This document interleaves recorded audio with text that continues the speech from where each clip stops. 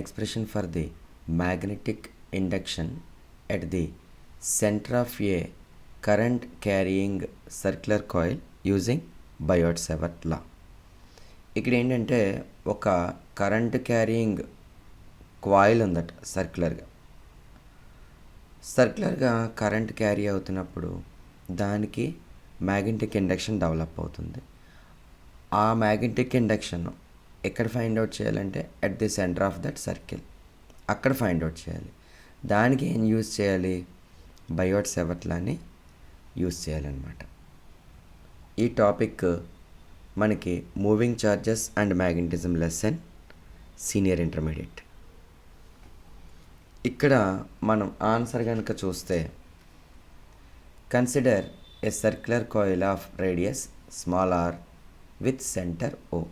ఇదిగో ఇక్కడ ఒక సర్క్యులర్ కాయిల్ తీసుకున్నాం. దీని యొక్క సెంటర్ వచ్చి ఓ, దీని రేడియస్ వచ్చి are.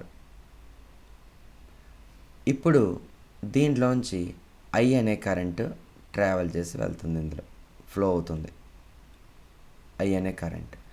Let the coil carries A current I.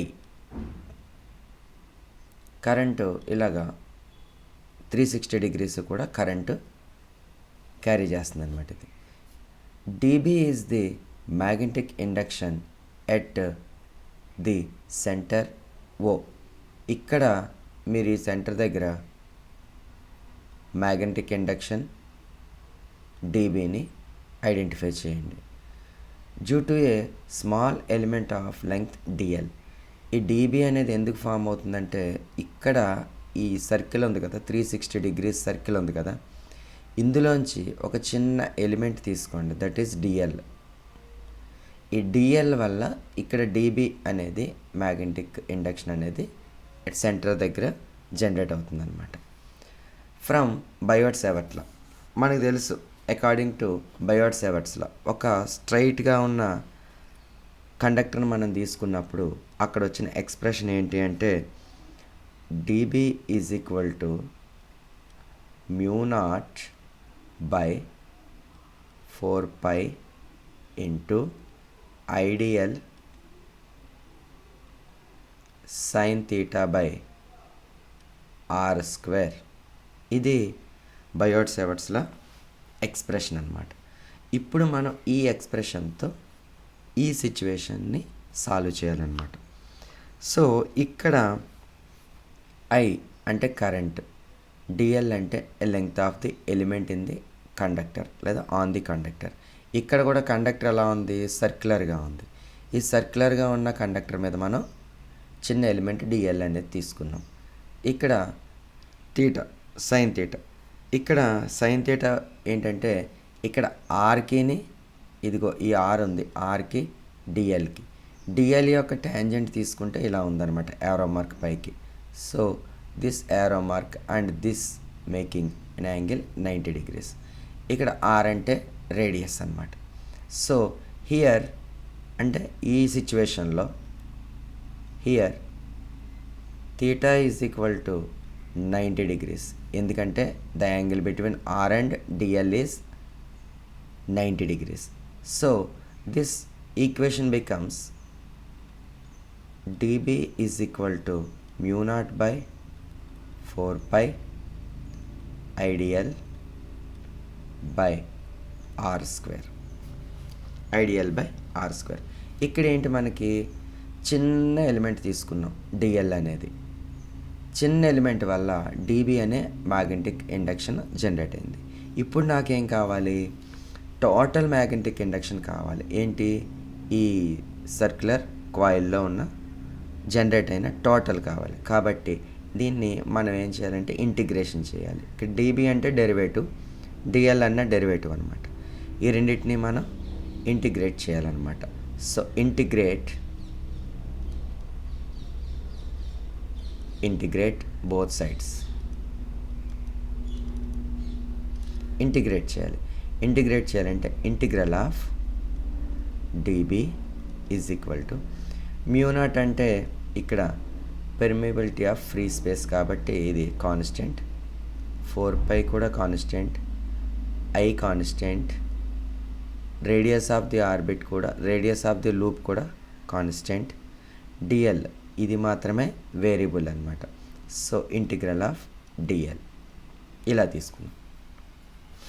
Integral of DL తీసుకున్నప్పుడు ఇక్కడ ఇంటిగ్రల్ ఆఫ్ డిబి అంటే ఇంటిగ్రేషను డెరివేటివ్ రెండు ఏమవుతాయంటే క్యాన్సిల్ అయిపోయి B is equal to μ0 by 4π I by are square.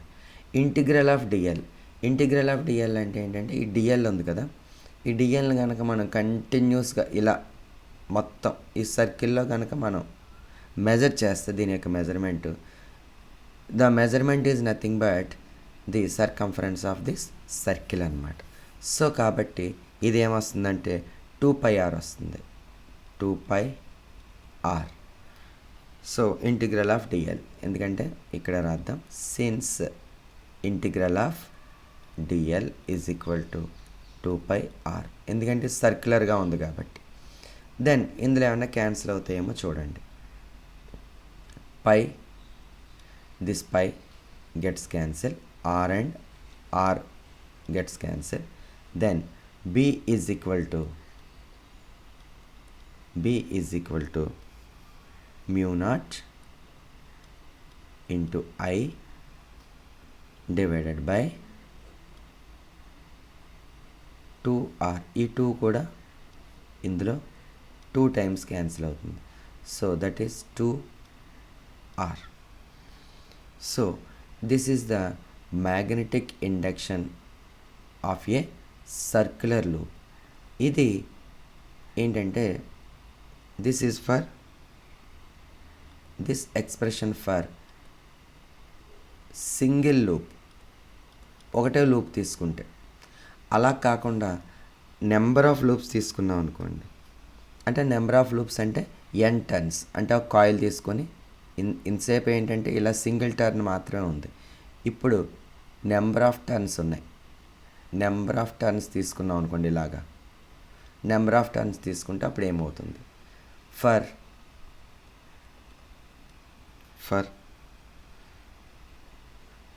Coil N turns, ఇక్కడ స్మాల్ ఎన్ అయినా పెట్టుకోవచ్చు, capital N అయినా పెట్టుకోవచ్చు, నో ప్రాబ్లం.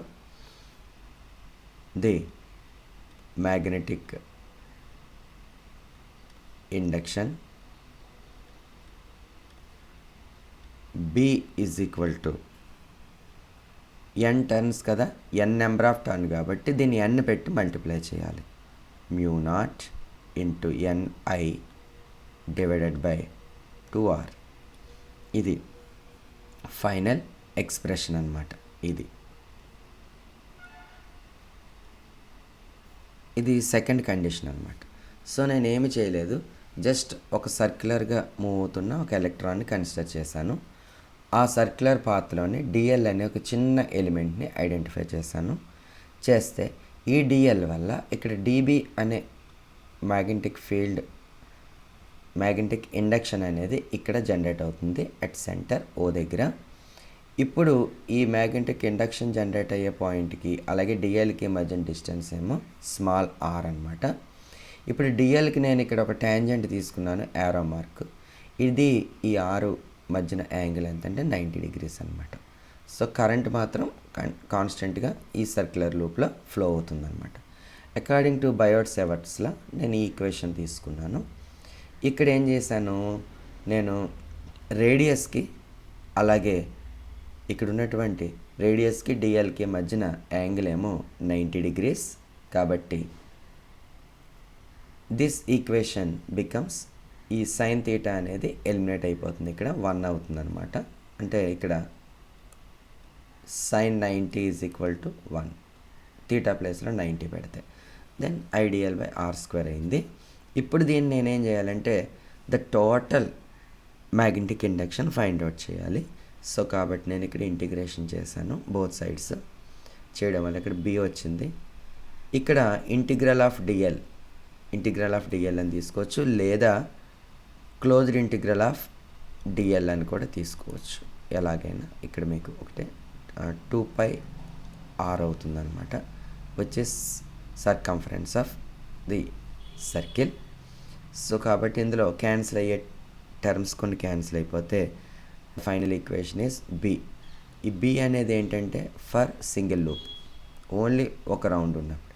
అలా కాకుండా ఎన్ నెంబర్ ఆఫ్ టర్న్స్ ఉన్నాయనుకోండి, ఇట్లాగా ఉంటే కనుక ఎన్ టర్న్స్ ఉంటే this equation B is equal to μ0 into ni by 2r. Okay, thank you.